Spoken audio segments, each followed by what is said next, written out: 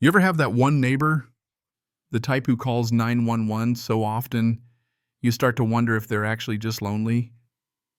Well, let me tell you, I've got her beat. I was literally just sitting on my deck drinking coffee with my old academy friend Lisa, flipping through some case files when I got accused of running a weapons ring out of my backyard. No joke. My neighbor Eleanor Whitmore, queen of the Pinewood Heights HOA, called the cops on me, said I was exchanging illegal weapons with a suspicious individual. In her mind, that was enough to brand us as public enemy number one.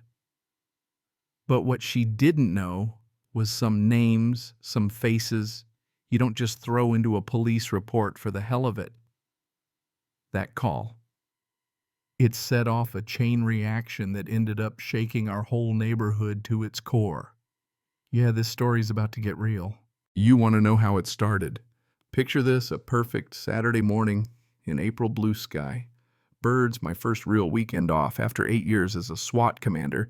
I bought myself this little cabin, nothing fancy, just a 2-bedroom spot with a porch where I thought I could finally breathe. Lisa drops by. She's homicide now, just wanted to catch up and hand off a cold case file she's been working. We're outside coffee and hand-talking shop. And there's Eleanor watching us through her kitchen window like she's running her own NSA operation.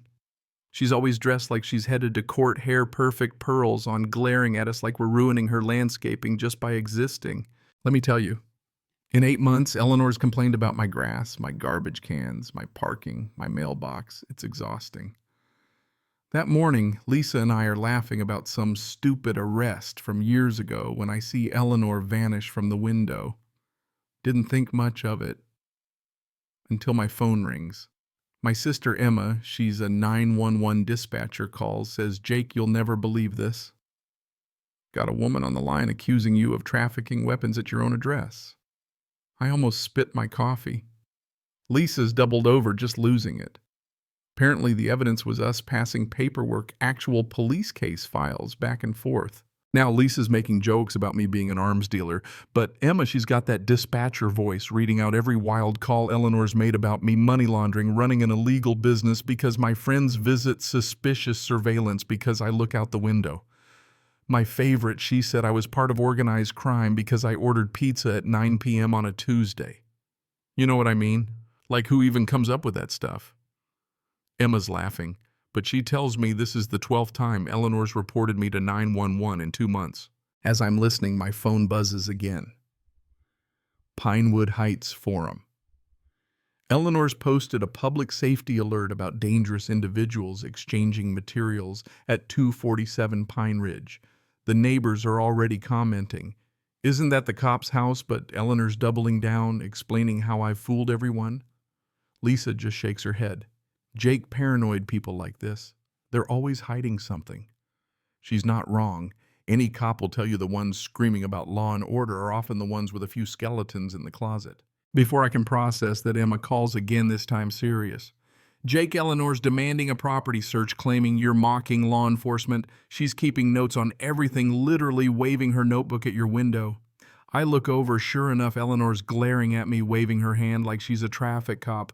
That's when I say, "You know what, Emma, send a unit. Let's play it her way." 15 minutes later, 2 patrol cars pull up.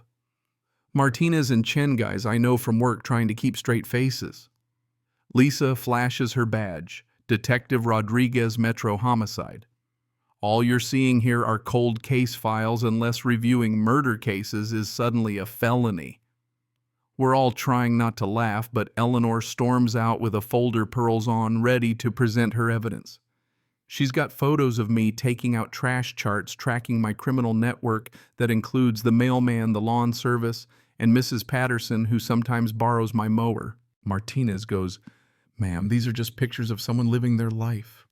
But Eleanor's insisting, "Search my fridge, search my house." Everyone knows the real evidence is in the fridge. That's weirdly specific. Lisa notes it. I ask, "Why the fridge, Eleanor?" She stammers.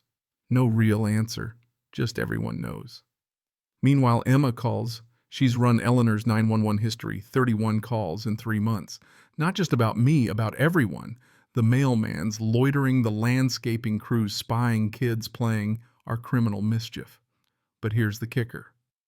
3 months ago, Eleanor reported a strange smell from her own house, then called back to cancel, saying she'd handled it herself. You see where this is going? I ask Emma. Check missing person reports for that time. Anyone connected to Eleanor? She finds something, no official report, but a Tommy Whitmore. Her stepson stopped posting on social media the exact week of that canceled 911 call. So I walk right up to Eleanor. She's still putting on her show for the patrol.